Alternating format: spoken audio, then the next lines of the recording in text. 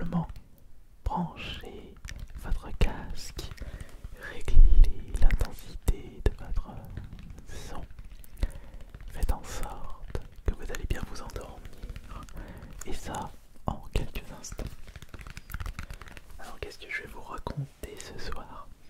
Eh bien, comment j'ai découvert YouTube ainsi que mes débuts sur cette plateforme de vidéos.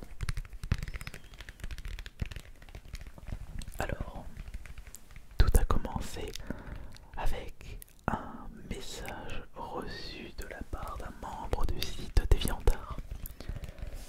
Puisque j'étais très actif sur ce réseau où je partageais mes petits dessins et je discutais un petit peu avec un autre fan de la chauve-souris rouge issue de l'univers Sonic. Et il m'avait présenté un site qui s'appelait YouTube. Mais à cette époque, je n'avais pas d'intérêt à aller ici.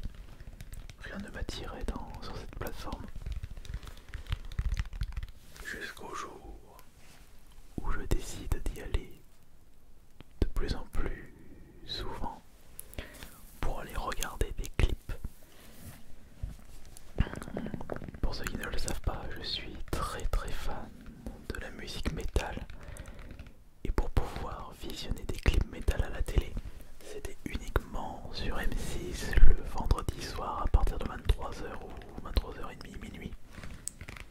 En bref, c'était très tard.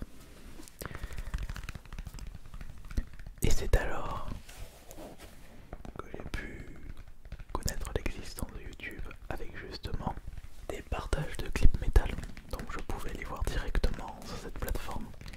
Bon, c'était pas en bonne qualité, c'était du 240p à l'époque, mais ça suffisait. Donc peut-être 360p, pas 240, n'abusons pas.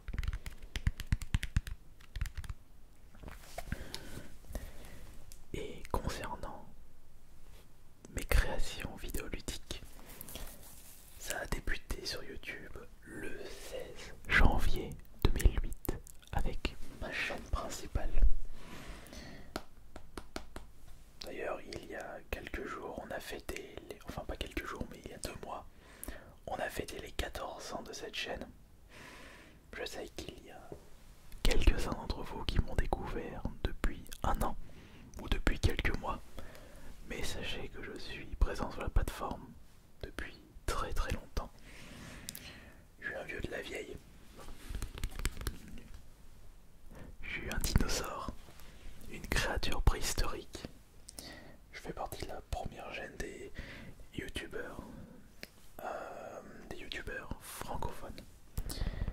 Évidemment, je sais que quelques-uns vont me comparer avec les mentors de cette chaîne comme Cyprien, Norman, d'autres podcasters qui font partie de la toute première génération, qui eux sont devenus extrêmement populaires, ce qui n'a pas été le cas pour moi.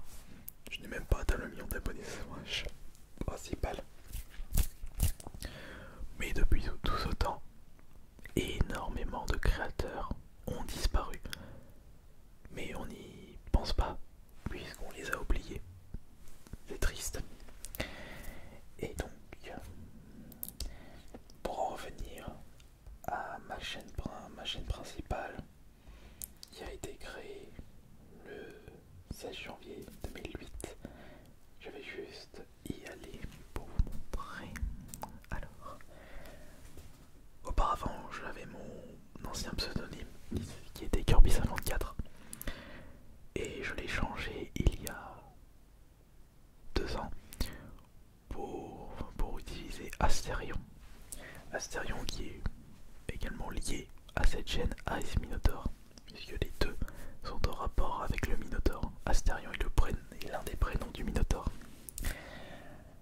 Alors, Asterion, voilà, regardez.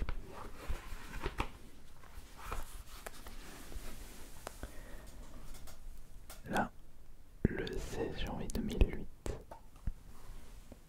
Et c'était une chaîne créée il y a fort longtemps. J'avais quel âge à ce moment-là? 2008, début 2008, donc j'avais pas encore... Donc j'avais 21 ans à ce moment-là. Ouais, je pars sur mes 36 cette année. Mais alors pourquoi ai-je décidé de m'inscrire sur YouTube? Bah, c'est déjà pour partager mes propres vidéos. J'ai toujours été attiré par la création vidéoludique. Je faisais mes propres petites vidéos souvenirs avec des vieux programmes pas du tout ergonomiques, où je mettais des petites vidéos avec une petite musique en fond. C'était surtout du pas de religion que je mettais en fond dans ces petites vidéos. Et lorsque j'avais démarré YouTube, c'était avant tout pour partager mes souvenirs. Et c'était mes souvenirs de tournois de jeux vidéo. Avec comme première vidéo, qui est toujours disponible sur la chaîne. D'ailleurs, je vous ai mis un lien. Si vous désirez aller voir ça, vous pourrez me voir tout jeunot. C'était un tournoi de Smash Bros Melee à l'Epita à Paris. J'avais fait le déplacement. J'y étais avec un pote et on avait participé à ce tournoi, mais le niveau était tellement haut ce jour-là que j'avais vraiment, mais j'ai eu beaucoup de mal. J'ai même pas réussi à passer la première phase. Moi qui pensais que j'étais fort à Smash Bros Melee, bah je m'étais mis le doigt dans l'œil. Ensuite sont arrivés les tournois de Fnac, trophées Fnac et tournois Fnac. Les trophées Fnac, c'était en fait des tournois intermagasins où chaque gagnant des magasins de France se rencontrait en finale à Paris. Malheureusement, j'ai jamais réussi à remporter un trophée Fnac, mais j'ai déjà remporté un tournoi Fnac, c'était sur Guitar Hero sur DS. J'avais gagné une DS justement ce jour-là. Et j'avais revendu cette DS à ma soeur pour pouvoir rembourser le billet de train et les frais de déplacement.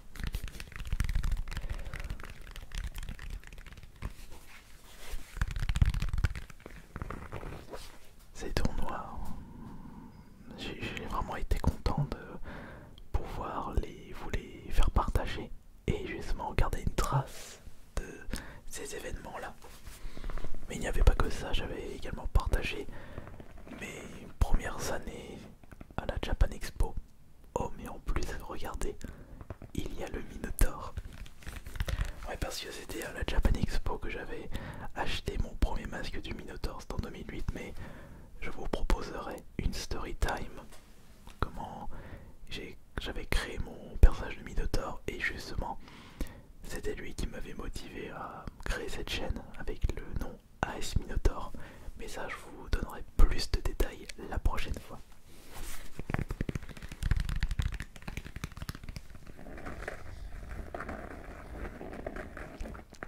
Alors, j'avais également fait des gameplays puisque j'adorais faire des vidéos de records de jeux vidéo.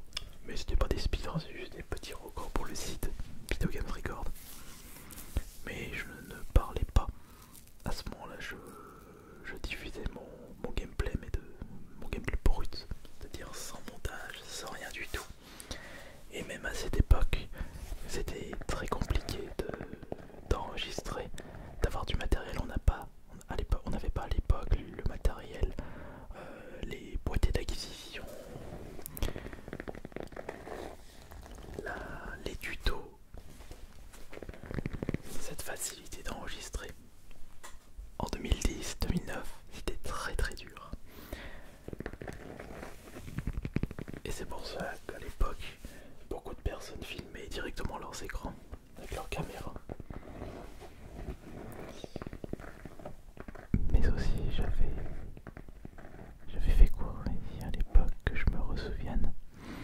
Donc je faisais beaucoup de compilations vidéo, un peu vlog, moments, enfin best-of, quand j'étais dans les conventions. Donc Japan Expo, festival du jeu vidéo, les premières Paris Games Week. Et ça c'était... Enfin ce qui me motivait, c'était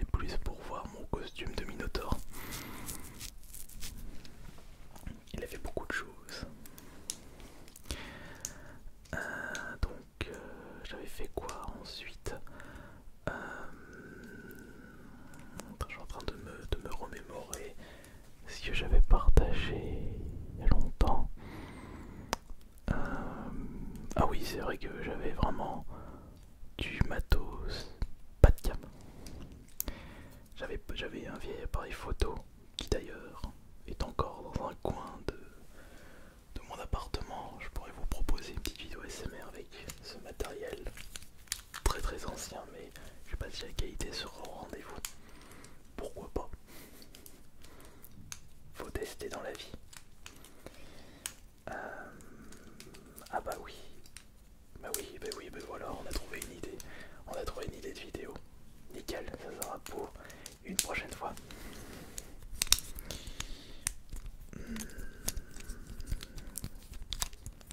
Alors, qu'est-ce que j'avais fait aussi sur YouTube? Ah bah oui, et c'est en 2010-2011 que j'avais commencé à produire les vidéos de collection de jeux vidéo. Le concept qui allait populariser ma chaîne, parce que je n'avais pas réussi à populariser ma chaîne avec mes reportages de tournage de jeux vidéo, mes petits vlogs dans les conventions. C'est au moment où j'ai vraiment présenté ma collection de jeux vidéo et je m'étais inspiré du youtubeur américain Pete Dore. C'est lui qui a été ma source d'inspiration dans les vidéos de collection de jeux vidéo, puisque à l'époque en France personne ne faisait ça. Non mais encore comme d'habitude, je faisais avec les moyens du bord. J'avais pas une superbe qualité de vidéo, mais j'aimais bien ce que je faisais.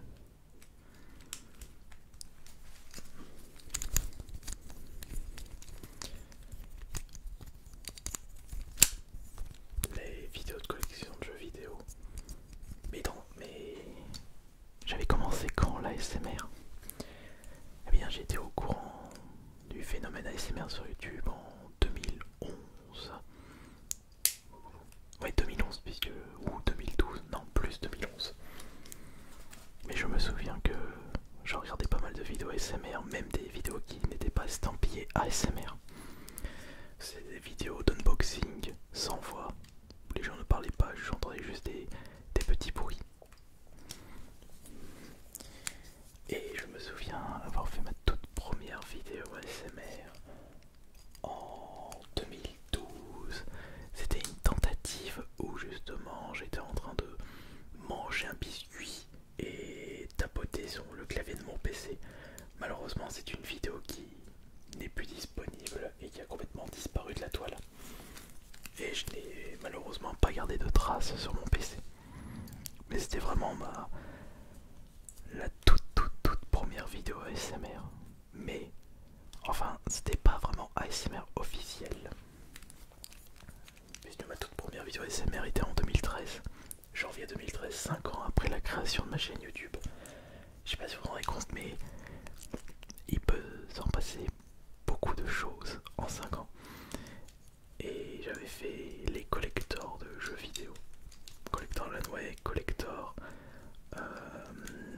pour Alien, collector de Uncharted. J'avais fait tous les collectors que je pouvais trouver dans les magasins. Je vais quand même regarder sur ma chaîne YouTube pour voir. Alors je vais aller dans mes vidéos. Vidéo est la plus ancienne. Voilà. Ah oui, c'est vrai, j'avais oublié ces vidéos là qui sont encore disponibles sur ma chaîne où je jouais à Guitar Hero, mais c'était vraiment filmé un peu à l'arrache. J'avais justement mis la caméra sur mon bureau et faire en sorte qu'on pouvait voir l'écran du jeu et moi en train de jouer juste à côté. Et je me souviens que la télé, je l'ai vraiment penchée, enfin je l'ai vraiment pivoté et j'avais un petit peu de mal à voir ce qui se passait dessus. Et c'était également à ce moment là où je faisais quelques conneries. Après, comme me jeter dans ma collection Mega Drive. Franchement celle-ci, il faudrait que je la mette sur TikTok juste pour rigoler. Bah, au moment où vous regardez cette vidéo, elle doit être déjà disponible parce que après avoir tourné cette vidéo, je vais justement m'occuper de ce TikTok.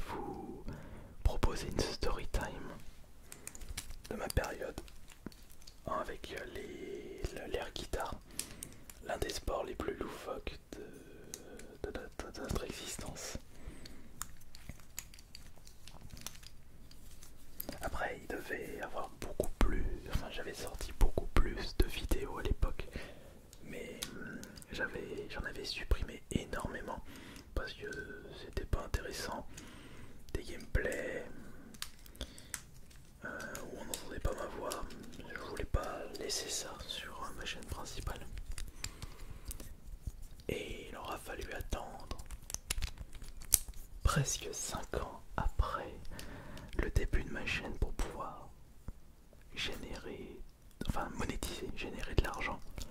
Et à l'époque, je ne gagnais que 50 € par mois. Bon, aujourd'hui, avec mes chaînes, enfin mes chaînes cumulées, Twitch, c'est 100 fois plus.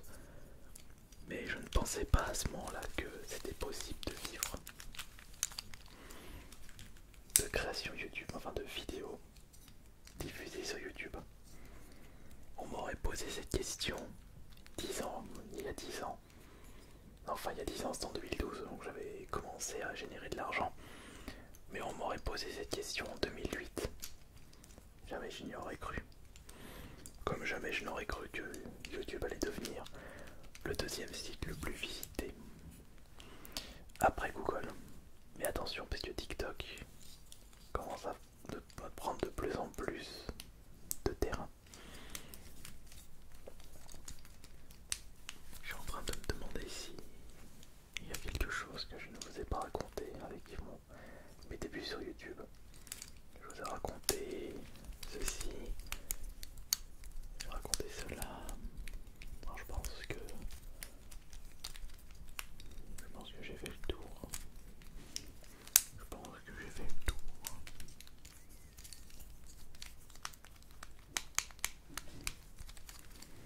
Ouais, j'ai dû faire le tour collection par Games Week. Oui, bah oui, j'ai fait le tour. De toute façon, j'ai pu vous dire mes débuts sur YouTube. Et justement, comment ça s'était passé à cette époque-là. Mais si on me pose la question, est-ce que YouTube était mieux avant? Non.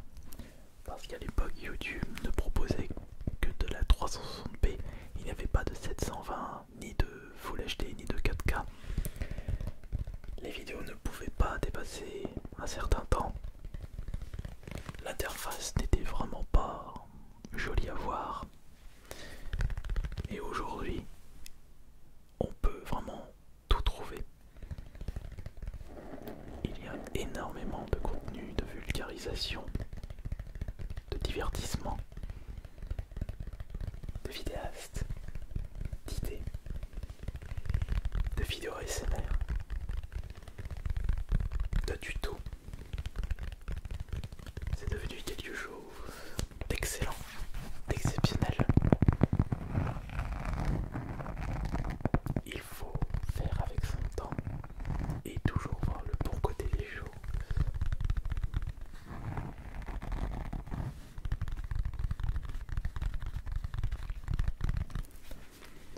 Je serais curieux de savoir depuis combien de temps vous me suivez.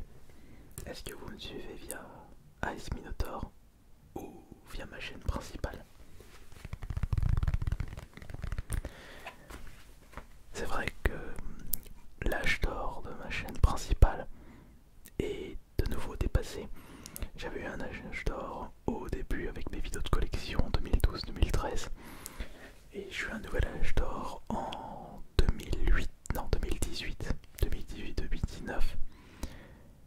À voir si je vais avoir le droit à un troisième âge d'or. En attendant, c'est cette chaîne ASMR qui a eu son âge d'or en 2020 et un petit peu en 2021. À voir si ça va bien se passer pour la suite. Donc je tiens à vraiment vous remercier d'être aussi nombreux et nombreuses à écouter mon doux chuchotement. A plus tard pour la prochaine story time en mode ASMR. C'était Ice Minotaur. Bonne nuit à tous.